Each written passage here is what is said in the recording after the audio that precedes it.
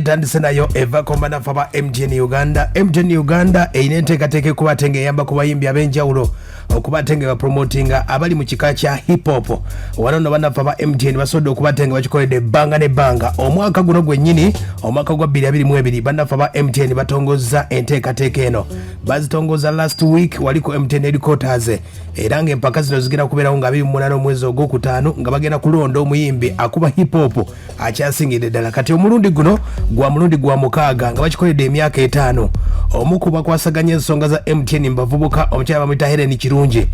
yategeeza nti baleetawo enteekateeka gye bayita MTN Pulse oba gye bayita Cypher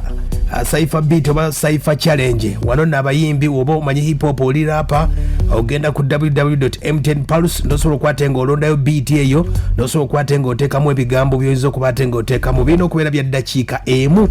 Awo nno omuwanguzi mu bayimbi abo aba hip hop banoonya gwe atamanyi nti oba gy'oli alina talent ng'ensi tennakumanya banafa ba MTN gye bagala okubatenga bakola egundi eno MTN Cypher bagitongoza omwaka ogwedde kategori eno bagigattamu mu hip hop awards za MTN UG hip hop awards. Kati mu teekateeka eno bategeezezza nti agenda okuwangula agenda kufuna miliyoni 2 addako kamu kitundu addako kakadde kamu. Kati gwe kyolina okukola wonna wosinziira genda ku www.mtnpulse.com osobola okubatenga odownloadingawo beat eyo osobola okubatenga oteekamu ebigambo byo osobola okubatenga ogipostinga ku Instagram oba ku Twitter otaginge MTN Pulse Cypher challenge osobola okubatenga banakulonda bagikulonda abantu 10. Kati muteekateeka eno olunaku olwo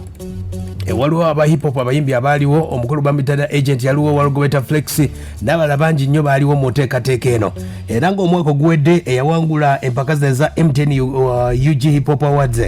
omusajja yali Judas the Rapper, female yali MCR, ate East Africa Calligraphy Jones, kuva mu Northern yali Judas the Rapper, Western ya bali bamita Whisper, ate nga Central bamita Felista, Lyricist of the Year bamita The Myth, hip hop DJ Cream n'abalala bangi nnyo. Kati mu nteekateeka eno abamu ku bayimbi abaliwo ye mukulu gwe bayita The Agent. Oyinza okwebuuza The Agent yasobola okubatenga ayogera bingi n'agamba nti hip hop asobodde okubatenga atambula ne waliwo omusajja gwe bayita Gravity omutujju. Gravity asobodde okubatenga ayonoonye hip hop awemulira mu nnyimba awo nno kwe kwetondera abawagizi n'agamba nti Gravity takyayimba hip hop.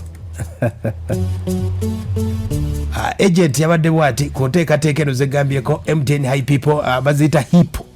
MTN Uganda Hip Hop Awards zigenda kubeerawo mu Gwokutaano nga 28 empaka ezo. Nenga goyinza okugenda n'olonda mulimu kategori ez'enjawulo nga bwe nkuwulidde omusajja asinze female East Africa yonna nenga lu kategori ey'aba upcoming gwe oli hip hop oli rapper ng'osobola okubatenga okubaluga fulo mu mbeera eyo beat bagikuteerayo gyeri buli omu gy'alina okubiramu ne balonda asinga. Kati The Agent wuno ayogera ku hip hop nga bw'ayimiridde mu ggwanga Uganda. Kati bw'ogisanga nga zonna kategori zonna bazimenyemenye nga naye za hip hop basically nga temuli mu dance oro temuli mu ki kale kwegamba kirina engeri gye kyongera ku hip hop wa Uganda okula n'okusupportinga general ya hip hop kuba tugisanzeewo. Kati bo balina engeri gye bagiwa groove nti ebeerewo esigalewo n'abalijja bagisanga. Abannaffe aba MTN bo balondawo hip hop ne bagamba nti ekitonde kino oba bayimba ekika kino bagenda okuba promotinga. Wano no agent yaviriddeyo omukulu gwe bayita Gravity n'agamba ayonoonye nnyo ekifaananyi kya hip hop era ye tayimba hip hop. Gravity si takyakuba rap simanyi wensobola muteeka kuba yo rap takyamukuba yali amukuba naye yamuvaako. Fefe Busa amanyi okuba mu rap then n'avaayo n'akola bakiyita versatility n'ayimbamu. Nange kyekimu olusi kyenkola manyi okuba rap nenkuba mu rap then nenyimbiramuko n'abantu naye nga engula era oba okiraba The Agent akulukuta yes atamenyerwangako mu bakulukusi bonna abazze babaawo nzenze kanzaaliwo era ye mukulu oyo ye bwategeezezza era agambye mbarapa baliwo mu ggwanga Uganda y'omu nnamba emu. Kati kyensobola okugamba sinakwefuula nze mbaddewo nze ngamba nti waliwo yali akubye oba tune neekwata naye nga yakulukuta bbanga lyonna lyoberedde mu music industry era akulukuta omanyi omu era Agent bwagamba wulira omukulu agamba kuba rapper hip hop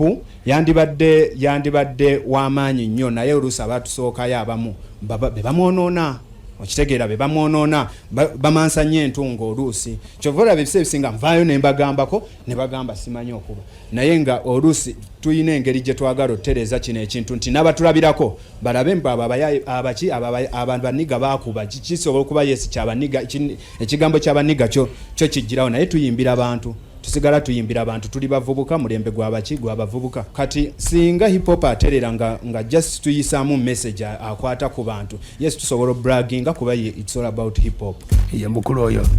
the agent bwagamba yategeeza nti erawo n'akayimba akapya katujoge 2022 nafulumiza akayimba bakayita katujoge era abasinga bakalaba katambula kalina movement kayimba kakukulisa abantu ababadde batulugunyizibwa bamenyebbwa emitimwa mu lockdown okitegeera katujoge abantu bakategeera nsaba bakawulirize bakawa obudde nagezezaako obakyusiza ku style nenyimba mukuluno mugenda kawulira abatana bakawulira bakayita katujoge mukanoonye naye nga nze nkuba kasavu kanyama ino the agent ayinza kuvaawo nga tamaliriza n'omukulu gwe bayita Gravity agamba Gravity ayinoonye nnyo ekisawe kya hip hop obugambo bwasibirira Gravity wulira kati kyensobola okubagamba singana wa Gravity kuba Gravity yatusookayo okitegeera nti blood kyusaamu maani abantu olusi fe omanyi buli wafulumya oluyimba wabeerayo abantu abawuliriza kategore yaffe ne batugamba general yaffe kale ne batugamba mwana kiya ekyayongedde nekyonoona general bakitegeera kati nga balina kale wulira oluyimba kitegeera kyusaamu lekera oyimba ku buyimbi ku bisolo yimba ku bintu ebitegeerekeka blood wange kyekyo kyensobola omugamba oyo Gravity omuyimbi yebubuddeko Gravity omutuju yagamba nti ebyo agent byalimu byemubuziza ssente agambye ebyo byayimba temuli ssente yagamba bw'ati agent already kati ayimiridde naye bamumanyida agent omwana akolonkota ebigambo muganda wange nze sitya boy sitya abo kati ate abazzukulu agent muyimbi mulungi akuba bulungi lwapuseze eziddukadduka netanatuuka liigi zange boy ayinza okuba dduka speed kuba ye style ye nenga nange mbisobola akuba temuli wadde n'olwataano mu bintu ebyo muganda wange da agent bwobanga oli eyo ebyo ebintu ebyoddukadduka temuli wadde n'olwataano era agenda kukola emitwalo gye 10 mugundi kukasomerako gye banamuyita eyosimanga isikulu bikyani agende mu butu bw'amasomero ayimbire obuvubuka naye tagenda watakyusa style nalowooza agenda kubeera ku ekyo kintu kimu tagenda yimbira agende ku freedom city ate kesho omukazi ayambale gomesi ajawulize tagenda kumuganya biza bikuba style ye agikube naye akube nga bwa twistinga bwakyusa kubanze nabikubako